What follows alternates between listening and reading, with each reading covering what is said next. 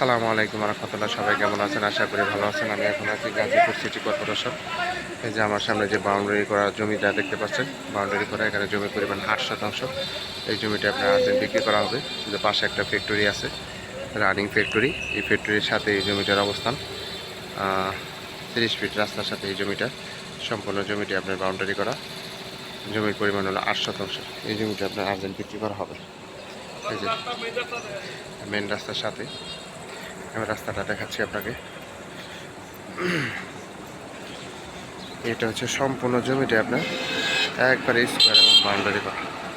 এই যে রাস্তাটা দেখাচ্ছি আপনাকে।